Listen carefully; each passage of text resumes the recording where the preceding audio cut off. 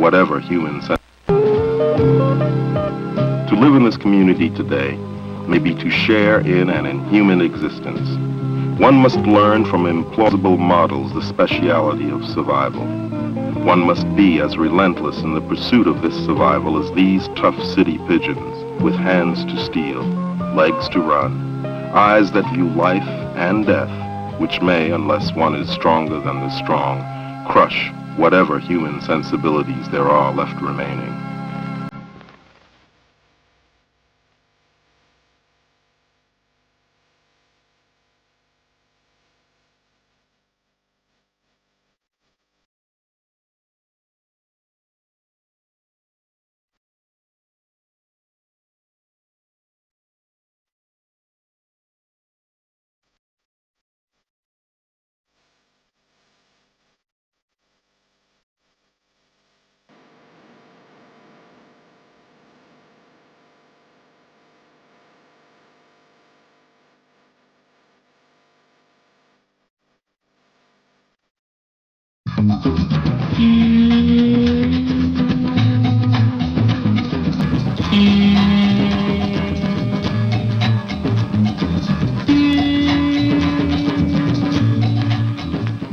This is Charlie Melendez, president of the Ghetto Brothers.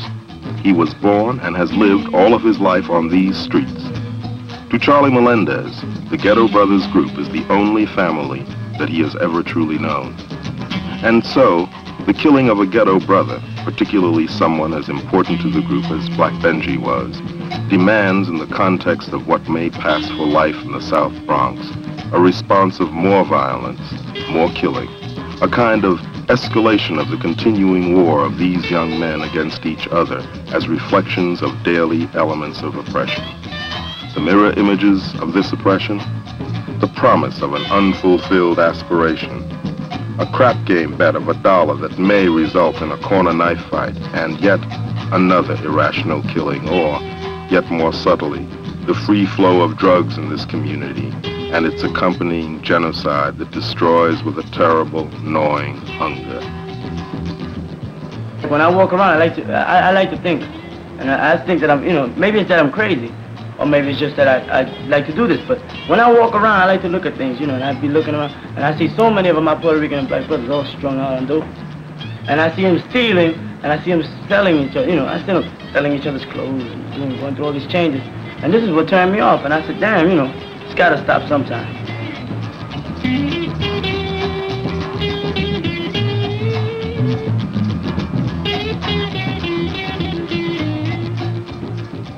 The youth groups are wired to each other by rumor.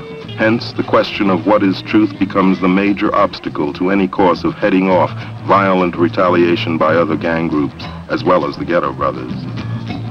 Charlie Melendez and Playboy, one of the group members, returned to the scene of the killing of Black Benji. We came down the stairs, right?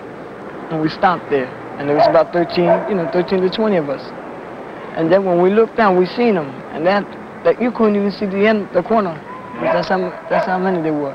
And then when we got to the bottom of the stairs, when they could have seen us, there was only about 9 of us. So that's when they started, tracking towards us. And when they was tracking towards us, they was hiding the weapons, That's when Benji came out, and Benji said, he took a step forward and he said, listen, brother, we're here to talk peace. And the guy, he came out and he said, he said, piece of shit. And he must have took a jump. It looked like he threw a kick, but he must have took a jump to grab a pipe, So when he had the pipe and he started swinging it.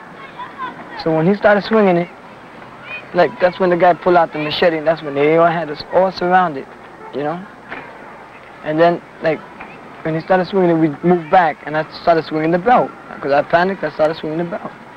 So Benji said, tip, brother, tip, because there was too many. So when we started running, Benji was right, on my right-hand side. So, I heard a noise, pow, like a slap. And Benji had got hit in his stomach, and he tripped. The jungle, and to many of its residents, the South Bronx is a jungle, reflects its own set of ethics. When the reasons behind the random acts of violence become known, They are often clouded, and not what we have come to expect from this, our civilized society. After all, men die here because they are in the way of some force, or because they welched somehow on life, or just because there is no room in this particular scheme of things to allow them to live. In this neighborhood, one is lucky only if one learns the wisdom of the street early. Here, to be lucky is to stay alive. A Charlie Melendez might even venture predictions as to the future quality of life for those who come after him. I guess it's what the teenagers are going to make it, right? You know, guys my age, 20, 21. What we do is what's going to, influence them, because, like, if we shoot dope, they're going to be shooting dope when they get older. And if they see, like, get up, like, my club is doing, that we get ourselves together, and we do something for the community, then they're going to think that that's what's hip. And whatever they think is what's hip, that's what they're going to do. Or the school, that's one of the institutions that's really doing our people in. Because you start going to school, man, you start learning about Lincoln and Washington. That's all fine, I can dig that, man, but of course you want to know about yourself, man. You want to know about your leaders and about your heroes. So you can look up to them, because it's just like, that's what's happening in the Bronx. All little kids are trying to recognize heroes. If Charlie's tough and Charlie know karate, well, all the little kids say that they know Charlie and they want to be like Charlie.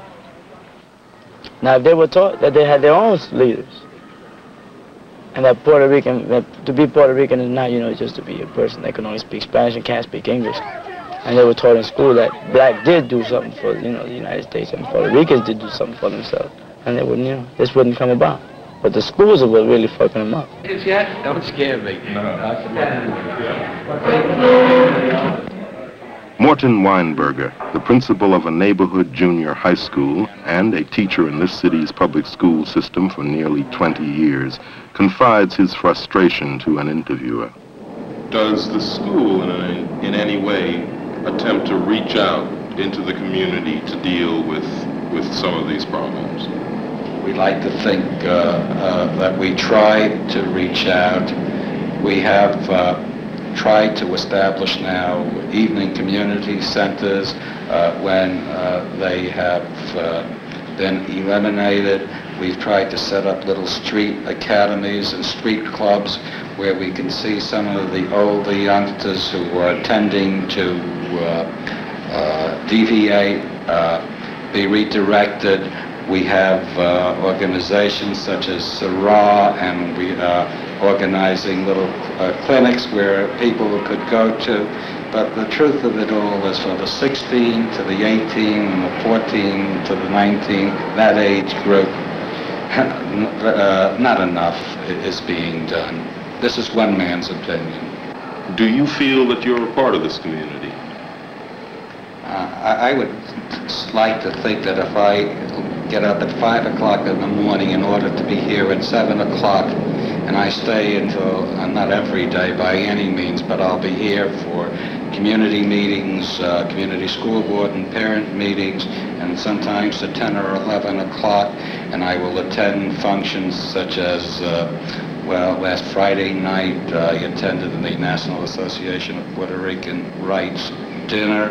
I have had our after school, we have perhaps through the community education complex, a development of one of the finest programs of musical development for youngsters. This runs down to 5, 6 o'clock. We have our children or our students participate in community activities. We've recognizing our children, we've sent them to see native dances in Harlem. I'd like to think that we spend a lot of time.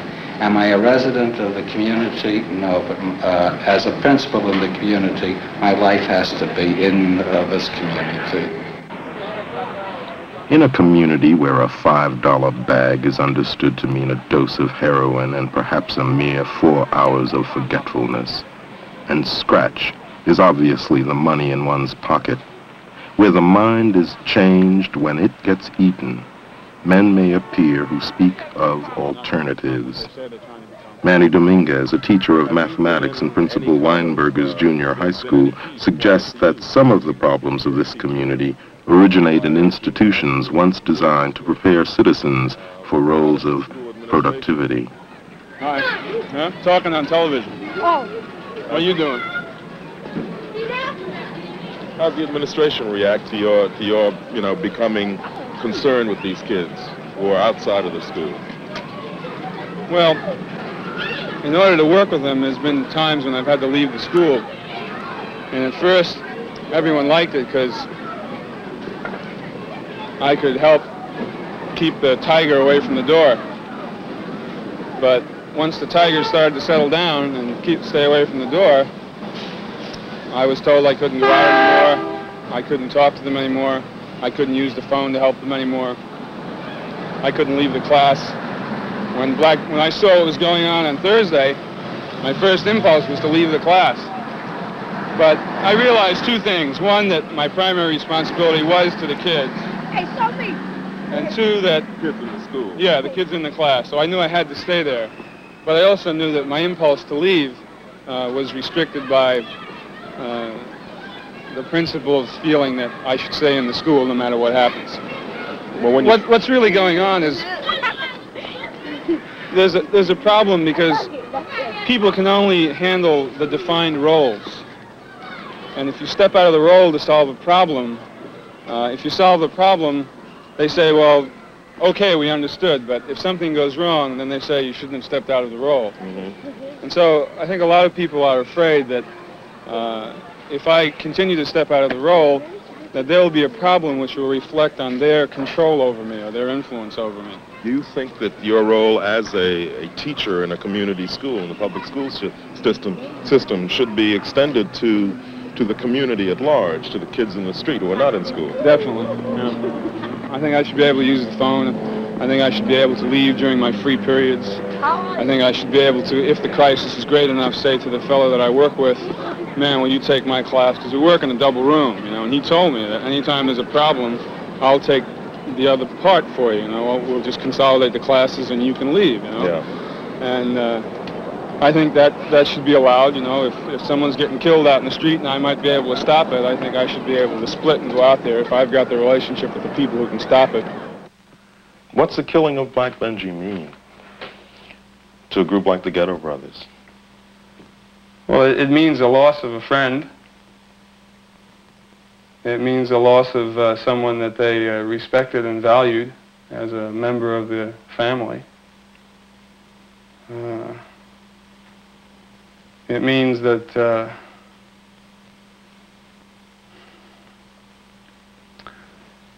the situation up there was so bad that two brothers killed each other, and maybe they should start analyzing the situation, and maybe they should start thinking about why it happened. Well, it's just like what happened to King and Kennedy and Malcolm X. It's just like one of them things that since now that he died, well, now everybody says, well, now we're gonna start working and now we're gonna start doing, and so on and so on, because they wasn't doing nothing before. They was all rumbling, but now all the clubs want to have meetings, and all of them want to talk about peace. What do you think might come out of these meetings? Nothing. I guess they're just gonna, it's just gonna be a better life here in the ghetto. Just hoping. At least the youth, right? At least the youth of today, man. They're gonna know what's. What would you like to see for this part of the Bronx, for your community? Oh man, to me, I like to see new world. Too much, man. Yeah. See, I like to see all these ghettos, turn into better improved places, or better places to live at, Not like these run-down houses, whereas a lot of kids and children get sick when they don't got no food. That's what we're there for. See if we can contact a lot of organizations. See, they could give us this milk, sandwiches. We could give it out to the kids in the morning. To the welfare department, see, they could give us some clothing. Just give it out to them, And see, we want to help our people. We dedicated ourselves to our people. That's what Benji did. And so, it was arbitrarily decided there would be no retaliation, no gang war reminiscent of the 1950s, to the accompaniment of popping zip guns, the sound of adolescent rage through the streets. And the word went out. There would be a meeting of all the families in the area. Throughout the planning for the meeting, Charlie Melendez, wearing an Army flak jacket, walked the streets and considered the possibilities of a truce meeting. The police as much as left the arrangements to the youth. With 3 youth patrolmen covering an area of the Bronx about the size of the island of Manhattan, it was probably their wisest move. Around the boundaries of the 41st Precinct, appropriately designated Fort Apache by the police working out of it, the wise policeman keeps a low profile, and there was little interference from the police until later. So the process of turning the killing of Cornell Benjamin into something positive for the community was made to depend upon a truce meeting engineered by the Ghetto Brothers and to be attended by gang presidents and vice presidents from all over the area. Before the gang members introduced themselves, Charlie Melendez demanded that all police operatives leave the meeting, including a police troubleshooter assigned to the city's youth.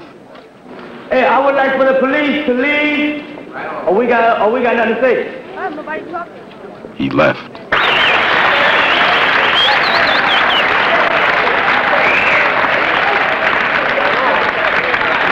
Vice President King Cobras. Ward Councilor Young Sinners. President Young Sinners. Vice President the Young Sinners.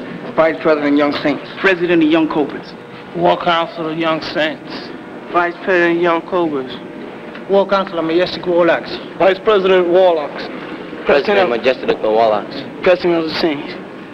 Advisor Ghetto Brothers. Warlord of the Ghetto Brothers. But some city officials remained quietly in the background. Ted Gross, commissioner of the Youth Services Agency, observed the proceedings and listened to the speeches by gang members concerned with the tensions in the neighborhood. I'm telling you, man, because Black Benji died for peace, man. And like, wow, this is what we're seeking, man. That's what this meeting is for, man. For peace among each other. You understand? Wow.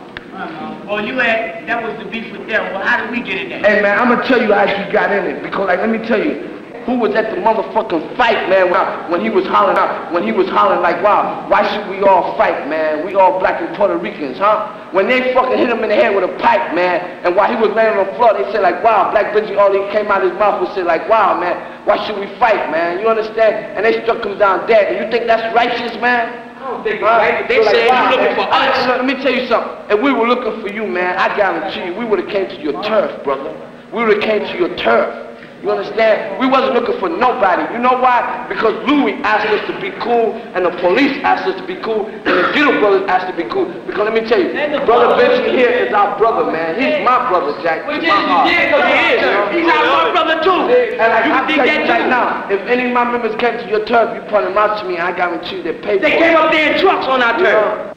Youth Services Agency Commissioner Ted Gross responded to questions put to him by an interviewer. Do you think that the groups of youth are different than the bopping gangs of the 40s and 50s? And Certainly. How are they? Certainly. One, I think that they're a blend of several stages in our development of protest. I think in the ghetto community, the bopping gang was a method of protest at one particular time by young people. That was in the 40s and 50s. And we get to the 60s where we have the student activists era, and that becomes the ideal thing. And they are talking about social issues. Well, if you know the gangs of the 40s and 50s were not concerned about social issues. They were concerned about whether or not who insulted whose girl, who's knocked off whose hat, or who came in whose area. Now the youngsters are raising social problems also. Aside from having a tendency to bop, they're raising very real social problems and social concerns that they are aware of, and they want the system to do something about. Mm-hmm. And so I think the groups today are a blend of the fighting gangs of the 40s and 50s and the student protest movement of the 60s. They have maybe we should say, a healthy blend. You and several of your boys come in, bust in, knock us down, take our clothes, take our record players, take our money, our records, and every damn thing we own, including the damn fluorescent light bulbs.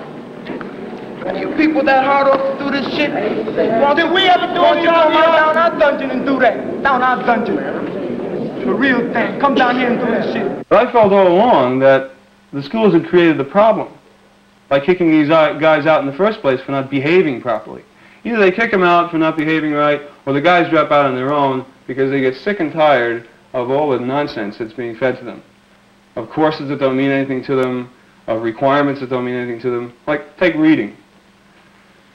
Everyone talks about reading, reading, reading, reading. To me, reading is just a measure of the control that we're able to exhibit over these kids.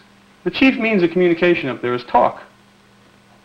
And those kids want to talk to each other. The Ghetto Brothers don't bother with reading. I don't give them any books and say, here, read this about, read Marcuse, read, Freud, we talk. And all the ideas are communicated. Politics, the sex, everything is communicated through talking. So these kids, and they love to talk. These guys talk all day long. Benji, Puerto Rican Benji, will talk all day long. All right? Black Benji was most proud of his rap. Okay? A guy with a good rap, all right, is a respected man. And that's why one of the main reasons Black Benji was respected. Because when he rapped, all kinds of things changed. All kinds of things happened. Okay? Things got better when Benji opened his mouth. Right? So they love to talk. And they're in schools where it's a criminal act to talk. Right? Hey, you're talking, criminal act. Bring in your mother, you're talking, criminal act. Well, how long can these kids that love to rap, who go out in the street and be with their friends and derive their malehood, their manhood, off their ability to rap, how long are they going to stay in schools where it's a criminal act to talk? Not very long.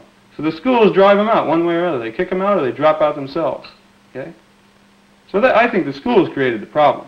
You want to know when we came to your turf, man? When Black Benji died, man. That's when we came to your turf for Static, man. I'm going to tell you what's happening now. Because all this shit is bullshit, man. You see? Because like, wow, man, we didn't have no Static with you people, man. All we did is ask you people for the colors, man. And you people didn't give us our colors back, man. You don't see us stripping you people, man. You don't see us stripping the turban. You don't see us stripping the Ghetto Brothers. You don't see us stripping no other crowd. When we have Static, man, we settle out among ourselves, man. Because like, wow, we got to live in this district. The whitey don't come down here, man, and live in the fucked up houses, man. The whitey don't come down here, man, and have all the fucked up fucking no heat in the fucking winter time. You understand? We do, Jack. So therefore, like, wow, we got to make it a better place to live. You understand? Because like, wow, we the motherfucker that our parents gonna look for in the future.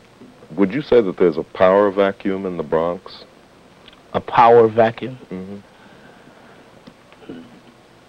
If you're talking about a vacuum being created by the fact that enough young people are not involved in the decision-making and the power structure of the Bronx, yes. Not only in the Bronx, that would hold true for the whole city. You attended the truce meeting at the Boys Club last week, several evenings ago. What did you think of it? First of all, I thought it was frightening. I think it was frightening as hell, to be quite honest about it. I think that, one, that I hope that truce can be attained from this meeting and from the subsequent meetings they have. There's a lot of dangers, as you were there and you saw, by having this many groups together.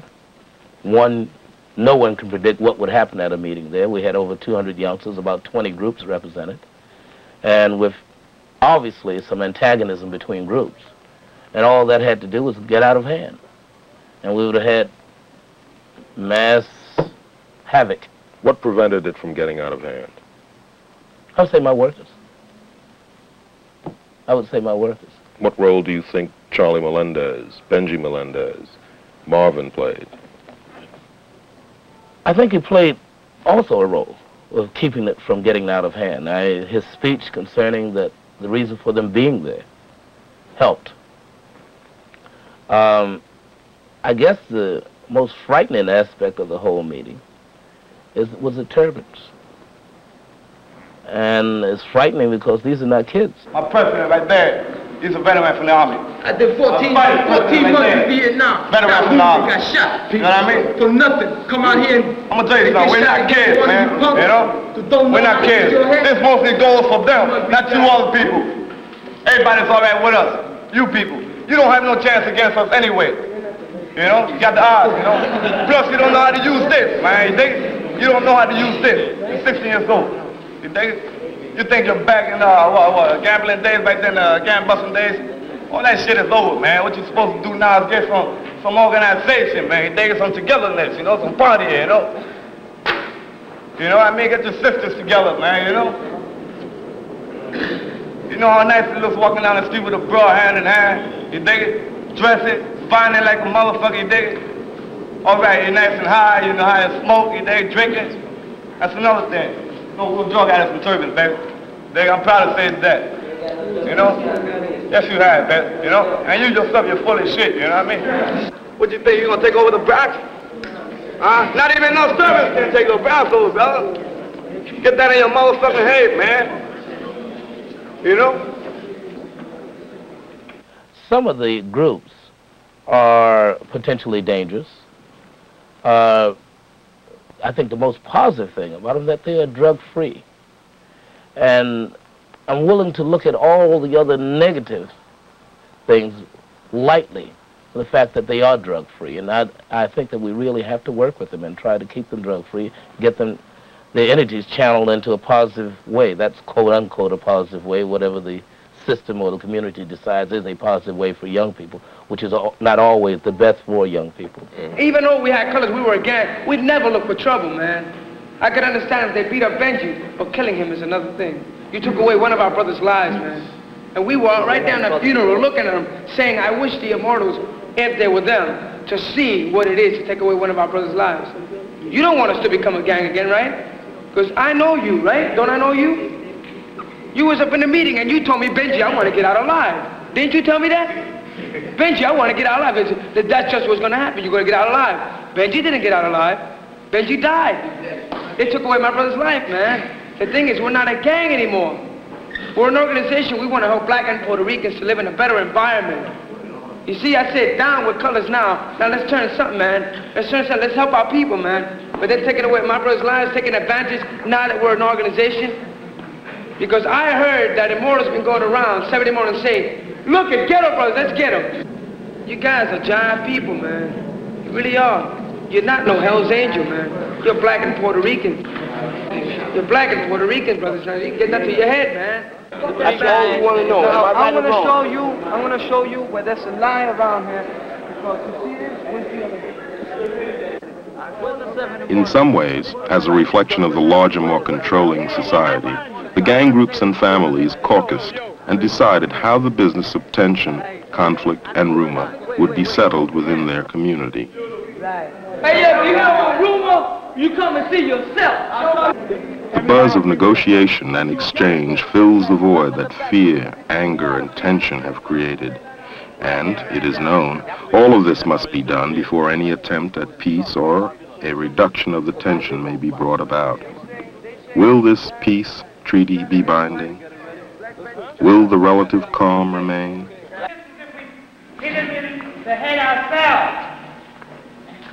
I want all the presidents to stand up of each clique. Just not just stand up. Have it right. Just the president. All the presidents to come together, join hands with me and let's all the presidents. Just presidents. Right. Put it in writing. The applause that greets a call for peace by a youth services worker is not a convincing guarantee.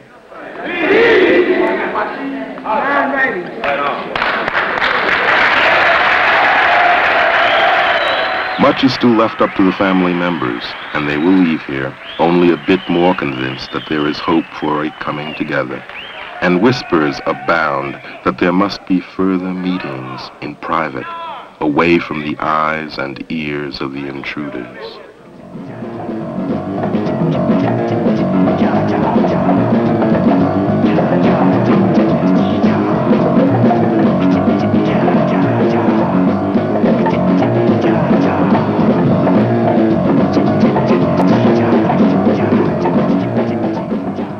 See, but we don't want people to judge us and telling us, well, you're there to represent a gang. We're really telling them, we're not here to represent a gang. We're the youth. We're the ones who are going to be running in the future. So look at us. Look at our example. We're here as your servants. We're cleaning up the streets. We're trying our best to get you clothes and food. So why don't you cooperate with us? That's what we're asking for. We're not asking for violence. See, that's what I want them to look at us. Not as a gang, but as a together group. The system is oppressing the youth so much that they just actually turn around and tell them, well, fuck you, let me stay here. The only thing I can do is get my friends together. We call ourselves the Dropouts and form a club where that way we can do something ourselves. We could collect our dudes, buy a little soda, a little beer, a little here and there, and we just get organized and start our own club. You can't walk the streets peacefully these days. You never could tell what's gonna happen in the corner, whereas drug addicts could jump you, or another club could stop you and say, give me your money. Say, I don't got it, and right there they kill you. You see, this is not a peaceful place to live at. To me, of all the worst places to live at in the Bronx, you can't live a peaceful life. Not even me. We could sleep up our house, and the next thing you could be thinking, man, what could be happening to my brothers? What's happening to some? Like me and my brothers sit down and say, right now, we look at the clock. Every minute that passes, somebody's dying in the South Bronx. Somebody is being killed in the South Bronx, and we could put an end to that. Because we slept out here in the streets. We know what it is to be pushed around by policemen. We know what it is to get locked up. So the thing is that if we get together and say to ourselves, well, the people need us out there, and says we don't got any money, let's start our own thing, and probably people can contribute something to us. For the community, we're going to keep drug addicts out, we're going to clean your community, and people are going to say, wow, man, these people are doing a lot. Then after that, the government's going to look at this, and then they're going to say to themselves, why are we paying the sanitation department? Why are we paying model cities? They're not doing the job, these kids are doing the job. I want people to say, the Ghetto Brothers has done something. I want my child to say when he grows up, well, my father's done something for society. See? And I want things to change, man, because I don't want to be living in the South Bronx where everything is messed up. I don't want my son to be walking in glass streets. I don't want him to live in a building that's all messed up in the ghettos. I want him to live in a good environment.